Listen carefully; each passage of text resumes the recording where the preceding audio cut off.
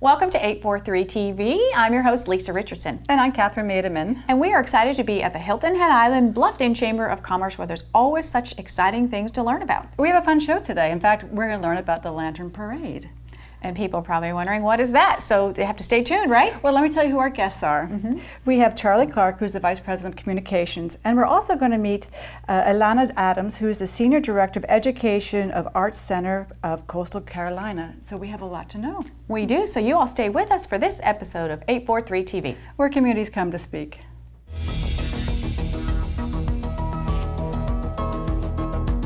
.843 TV, where the Low Country comes to speak.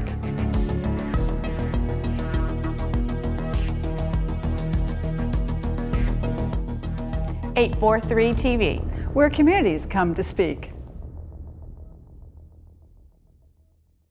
Welcome to 843 TV here at the Hilton Head Island-Bluffton Chamber of Commerce, and always great to talk with Charlie Clark. Has so much information to share about our area at large, and here we are, October. Hurricane season is, calendar-wise, is coming to the tail end, but of course the economic report has been in now for our most recent one. Share with us how that affects us. Yeah, it's amazing. We did an economic impact report, and just for the tourism industry alone, even though we're coming to the end of the season, we haven't really been hit by a hurricane per se. We have been hit economically, and to the tune of about $19 million. Wow. Yeah, $18 to $19 million, and that is just the economic impact report for the tourism industry itself. That doesn't count the other businesses, or when schools close, mom and dad have to take off work, or that kind of productivity loss. So it's really important that people understand that even if a storm doesn't physically hit us, it does have a strong economic impact on the community. I know, I agree with you, and I think we want to give an idea. You know, the week before the storm, everybody leaves the island because nobody wants to get stuck with flights. Then we're the week on the island with the potential, thank you, Dorian, for not showing up. And then the week after, where people are starting to get their businesses back up again. It takes, that's over a month, 3 weeks of time. It's crazy. It is, and safety is obviously the most important factor, and our emergency management teams have gotten pretty good at this over the last 3 years, but we are constantly taking a look at that to make sure, and we literally had an Associated Press photographer on the ground the next day after the storm, because the most powerful tool that we have as a destination is to show people we're open for business. The coast is clear. So we did that. We had photographs of people on the beach at Caligny, of people playing golf on Friday, and pushing those images out into the national media is really important. Believe it or not, with this storm, we had about double the national media coverage that we had with Matthew.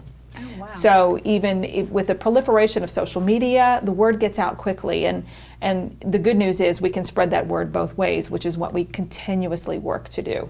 Can you break down a little more how you come up with that number of 19 million? Where does that derive from? There are some great experts in the state of South Carolina. At the College of Charleston, they also do the economic impact reports for Charleston and other destinations, not just ours. So they're very well versed in gathering the economic data that they need to do so. And so we really felt like this time it was important. We kept it strictly to take a look at the tourism industry, and as I said, that doesn't count the ancillary. Right. We may look at that one in the future too, but it's important. It's our #1 economic driver, a $1.4 billion industry. So anything that taps and touches on that, it makes a difference for all of us.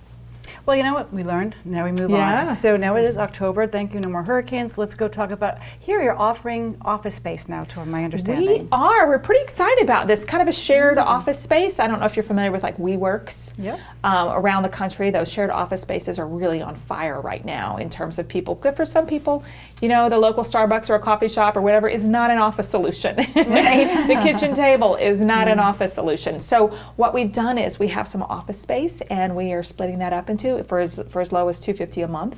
Whether you want a private office, whether you want just sort of an open source space office, you have that comes with Wi-Fi, complimentary Wi-Fi, that comes with conference space available, so if you need to have meetings. And members of the community are really responding. We're excited to see the response we've had, and these spaces tend to go quickly, so we really encourage people to give us a call at the chamber and reach out if you're interested in an office solution for whether it's just yourself as an entrepreneur, a solo entrepreneur, or whether you have a group that you'd like to kind of put together in one place, or meetings and those types of things. Just give us a call. There's been been a change of tide in that perspective, because everybody was so excited to work from home. Then all of a sudden you're working from home, and then all of a sudden you're going to do this, and then you're going to do. All of a sudden it's a lot of distraction and procrastination that goes with it. So if I think, set a time, go to the office, and it's great that you have the offices here. It starts a routine for somebody. It does. It's really we're going that direction again. I've noticed. Yeah, and we're finding too that the collaboration, that just being able to, grab a cup of coffee in your Yeah. kitchen, you have kitchen access, grab a cup of coffee, say hello to someone before you get down to work. It does set a routine, and it sets a pace and gets you on track. So they're going fast. We encourage people to reach out and get that office space if they want. And I can't think of a better place to want to come and do that than the chamber. Yeah. So, now, calendar is looking exciting, of course, for fall, but for holiday season. We're in fall going into Christmas season.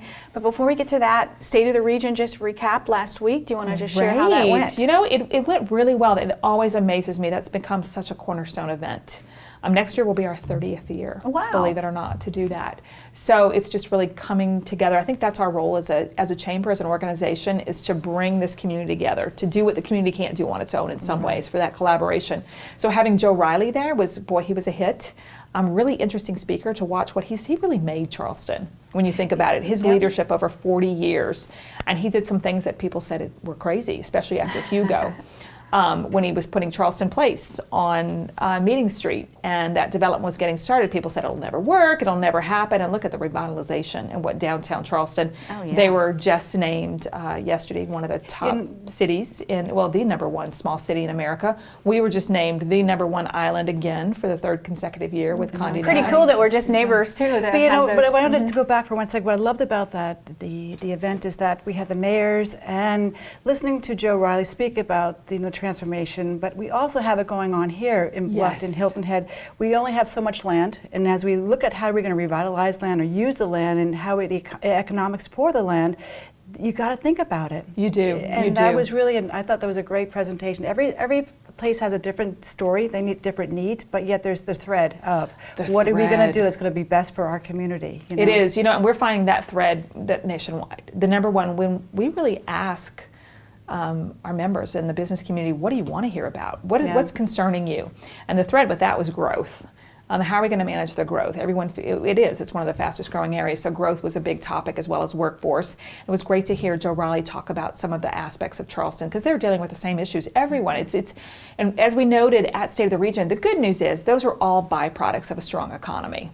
Business is thriving. It's the hottest job market in 25 years. So it's a nice problem to have, but yet it's a challenge nonetheless. So, coming up with solutions to those challenges and hearing our local mayors talk about their thoughts on Bluffton, it's just really so exciting to see so many positives in the community. It's easy to focus on the negative, but there's so many great things going on. A lot of good synergy, I thought. Yeah, a lot of good synergy. Taste of the season. Right, around the corner, December 6th. We're very excited.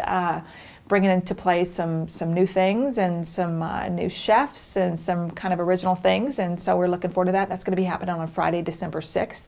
Get your tickets early. Tickets are up now. It's always a sellout event. It's going to be at the Marriott, and it's going to be a great evening. It's really kind of the unofficial kickoff to the holiday season from a cuisine perspective. So get those tickets now. You've had it in different locations over the years, and so how do you feel the Marriott? Well, has it been at the Marriott? It has. We try to keep it fresh. Okay. And the issue you always have, the good problem to have, is you have so many people. There's only so many places that will hold that many people. Right. But it's so exciting. Even I noticed that when Condé Nast Traveler announced yesterday about the #1 island, they noted our cuisine. That cuisine here that you normally only find in larger metropolitan areas. And so that's for their readers to say that's pretty spectacular. So this is a chance for, if you want to come out and one evening, we like the fact that it's one ticket price and you can taste everything. And the chefs are a competitive bunch. They really roll out the best of the best. In many cases, they're trying out their new menu items. They want to see what they're going to put on the menu. And so Taste of the Season is a great place to get consumer feedback. What do you think of this dish? I love this dish. What do you think about it? So we see a lot of that at Taste of the Season too. I love it. And then, so besides that, what's the next event? What are other big events coming up after that? I'd say fasten your seat belts for this year's Chamber Ball. Yeah. What can you sneak peek us about? You heard it here first. Let me tell you, there's some super exciting things coming into play. It's a ball like you've never seen it before. Really? It is. And that's hard to say. That's saying a lot because I've seen some pretty special ones. It is. There's, it's really going to be around the food. We have a spectacular group of chefs, some of whom are coming in from New York to work with us and to work with our local chefs. Chefs they're a tight bunch too. They work together a lot. So some chefs from Windows on the World. We have some of the foremost wine and cocktail experts in the country coming in to do some classes, and the ultimate cocktail party on Friday night. So goes in tandem with the ball. So it is going to be just a super fun year for that. We're going to have a great time. You didn't say anything about the theme. Are you holding that back? There's got to be a few surprises, right? A few surprises. Yeah. Yes. Well, Charlie, yes. I love listening to the stories. Congratulations with what's going on here at the Chamber. It's all good stuff. So thank you for joining us, and we'll see you soon, okay? Great. Thanks. Yeah. This is WHHI-TV.